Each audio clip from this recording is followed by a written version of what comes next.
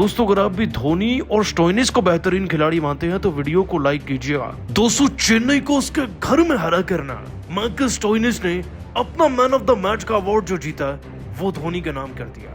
जी हाँ दोस्तों, आपको बता दें कि एम ए चिदम्बरम स्टेडियम में शतक जड़ने वाले अपने करियर का पहला मार्कस स्टोइनिस ने चेन्नई को हराकर जो अपने बयान में कहा, धोनी के लिए उनको अवार्ड देकर वो आपको सुनना चाहिए और सुनकर शायद आपके दिल में इज्जत स्टोइनिस के लिए 100 गुना बढ़ जाएगी। आज आखिरकार दोस्तों स्टोइनिस ने क्या कहा, उनके बयान का पूरा वीडियो आपको दिखाने जा रहे हैं, लेकिन उससे पहले आप सभी को क्या लगता है, स्टोइनिस और गायकवाड़ में से किसका शतक ज्यादा खतरनाक था?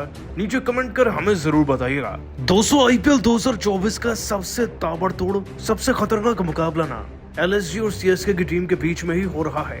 पहले लखनऊ ने चेन्नई को अपने घर में बुलाया बड़े प्यार से और वहां पर धूल चटाकर उनको हराया और अब घर में घुसकर मारा है, तोड़ा है, सब कुछ किया है।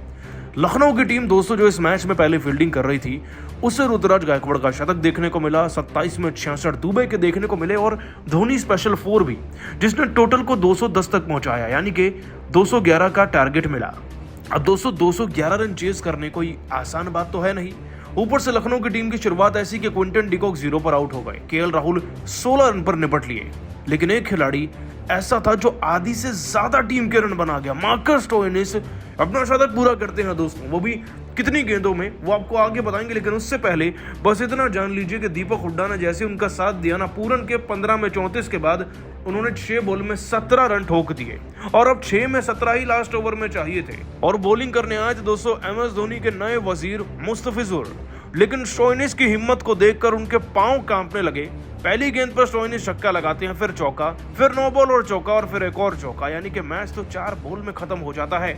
उनका खौफ इतना था कि 9 बॉल्स आ रही थी, जिसके चलते दोस्तों स्टोइनिस अपना शतक भी पूरा करते हैं और नाबाद जाते हैं मैदान में 63 गेंद में 6 छक्के 13 चौके लगाकर 124 रन की पारी खेलकर।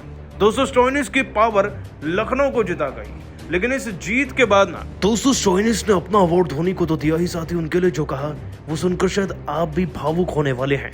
आपको बता दें दोस्तों कि मैन ऑफ द मैच का अवार्ड धोनी को देकर मार्कस स्टोइनिस ने कहा, चेन्नई की टीम को एकाना स्टेडियम में हराने के बाद हमारा लक्ष्य वही था, चेन्नई को उसके घर में घुस के मारना है, हराना है और मैच को अपनी मुट्ठी में करना है। देखिए इस बात में कोई शक नहीं कि चेन्नई से चेन्नई के घर में जीतना शेर के मुंह से निवाला निकालने के बराबर ही समझिएगा।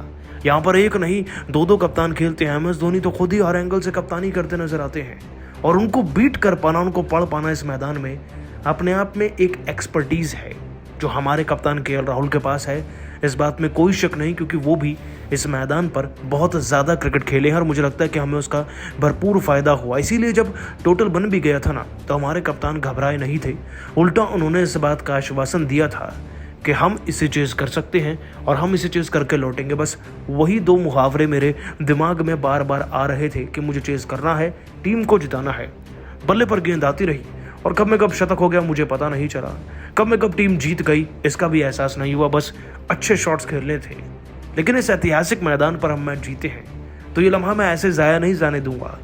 आज मैन ऑफ द मैच का अवार्ड ना मैं उस इंसान को देना चाहता हूँ जिससे मैंने फिनिश करना सीखा, जिसे देखकर मैं क्रिकेट में मोटिवेट होता हूँ, एमएस धोनी भाई को। शायद ये उनका आखिरी सीजन भी है, अगर ऐसे सीजन में मैं जीत के बाद उन्हें कुछ दे सकता हूं तो उससे बेहतर क्या ही हो सकता है मेरे जीवन में, मेरे क्रिकेट काल में। ये अवार्ड तो धोनी भाई का ही है। आज भी उनका ऑरा मैदान में सबसे हटकर है। वो जिस तरीके से कप्तानी करते हैं, वो जिस तरीके से गेंदबाजी का सिलेक्शन करते हैं, जो फील्डिंग वो सेट करते हैं, वो कोई नहीं कर सकता, ना ही पढ़ सकता है उन्हें। मुझे पूरी उम्मीद है वो स्वस्थ रहेंगे और आगे भी खेलेंगे। दोस्तों स्टोइनिस का बयान दिल जीतने वाला है। वैसे उनकी पारी भी कमाल थी आज, और उनकी पारी को आप 10 में से कितने नंबर देंगे? साथ ही क्या धोनी को भी अगला सीजन खेलना चाहिए? आप नीचे कमेंट कर जरूर बताइएगा। दोस्तों चेन्नई के मैदान में अपनी पिछली हार का बदला लेते हुए एलएसजी की टीम का स्वागत करते हुए इस बार चेन्नई की टीम के खिलाड़ियों ने, धोनी के शेरों ने और खास तौर पर ऋतुराज गायकवाड़, शिवम दुबे और साथ ही साथ एमएस धोनी के सबसे खास रविंद्र जडेजा ने भी ऐसी ताबड़तोड़ बैटिंग करी है ना कि आज लखनऊ के नवाबों को भी उनकी नानी याद आ गई थी एम ए चिदम्बरम स्टेडियम में। आखिरकार कैसे दोस्तों चेन्नई की टीम ने तुड़ाई करते हुए इस बार एलएसजी के खिलाफ एक बहुत बड़ा टोटल बना डाला। उनके इस धांसू बल्लेबाजी को देखकर कैसे धोनी भी हैरान दिखे। आपको उनकी बुरी बैटिंग दिखाने जा रहे हैं, लेकिन उससे पहले आप सभी का क्या मानना है? एमएस धोनी को क्या अगला सीजन भी खेलना चाहिए या नहीं? नीचे कमेंट कीजिएगा। दोस्तों अपने पिछले मैच में एलएसजी से हारी थी चेन्नई सुपर किंग्स की टीम। उस वक्त पर लखनऊ का एकाना स्टेडियम था, लेकिन अब एमए चिदम्बरम की बारी थी और यहाँ पर ना चेन्नई का राज चलता है। ये लखनऊ की टीम को ऋतुराज गायकवाड़ की बल्लेबाजी को देखकर आज समझ जरूर आया होगा। केएल राहुल ने दोस्तों यहाँ भी प्रैक्टिस बहुत की होगी, वो यहीं के खिलाड़ी हैं। वो चुनते हैं अपनी टीम के लिए पहले गेंदबाजी और शुरुआत इतनी अच्छी कि पहले ही ओवर में अजिंक्य रहाणे मैट हेनरी की गेंद पर 1 रन पर आउट हो जाते हैं। और इतना ही नहीं, डेरिल मिशेल भी 11 रन पर निपट गए थे। 2 विकेट दोस्तों चेन्नई की टीम के हो गए थे, लेकिन जिन 3 बचे हुए खिलाड़ियों के बारे में हम आपको बताने वाले हैं ना, उन्होंने लखनऊ की टीम को 2 हिस्सों में बांट कर रख दिया था आज। दोस्तों ऋतुराज गायकवाड़ ने तो ना ही आगे देखा ना पीछे, ना लेफ्ट ना राइट, वो केवल रन बनाने में आज मग्न थे।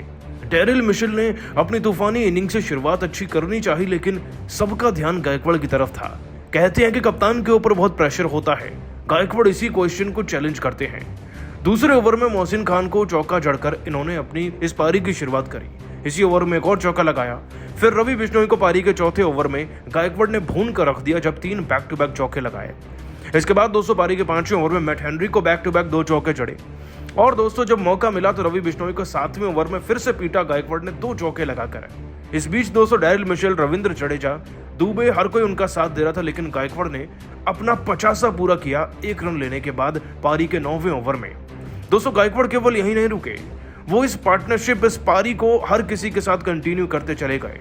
और फिर आए मैदान में शिवम दुबे, जिन्होंने 13वें ओवर में कोहराम मचाकर रख दिया था। दोस्तों दुबे साहब ने न सिर्फ स्टोइनिस को छक्का चढ़ा, बल्कि पारी के 15वें ओवर में इसी स्टोइनिस को पकड़कर ऐसे पीटा है कि स्टोइनिस भूल नहीं पाएंगे अब इनकी शक्ल को। शिवम दुबे ने 215वें ओवर में स्टोइनिस को छक्का चढ़ा और साथ ही साथ गायकवाड़ ने उन्हें छक्का चढ़ा।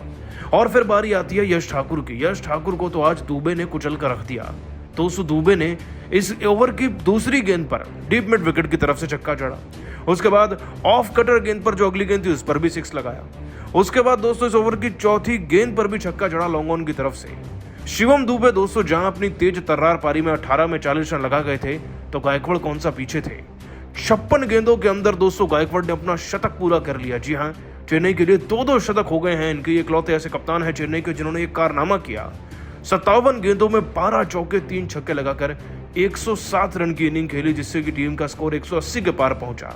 बीच में जड्डू ने भी 16 रन की तूफानी पारी खेली थी दोस्तों, लेकिन आज ऋतुराज गायकवाड़ की बल्लेबाजी कुछ ऐसी थी कि धोनी भी इनके मुरीद हो गए और खड़े होकर ना ड्रेसिंग रूम में इनके लिए तालियां बजाते हुए नजर आए। और आगे चलकर दोस्तों इसी ऋतुराज गायकवाड़ ने ना अपनी टीम के स्कोर को 200 के पार भी पहुंचाया।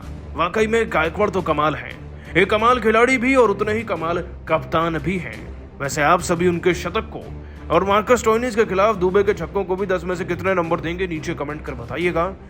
दोस्तों एम चिदम्बरम स्टेडियम में पलट गया आईपीएल का पूरा इतिहास। लखनऊ की कातिलाना गेंदबाजी का मुंहतोड़ जवाब देते हुए चेन्नई के बल्लेबाजों ने मचाया ऐसा तांडव कि फेर दिया लखनऊ की मेहनत पर पानी।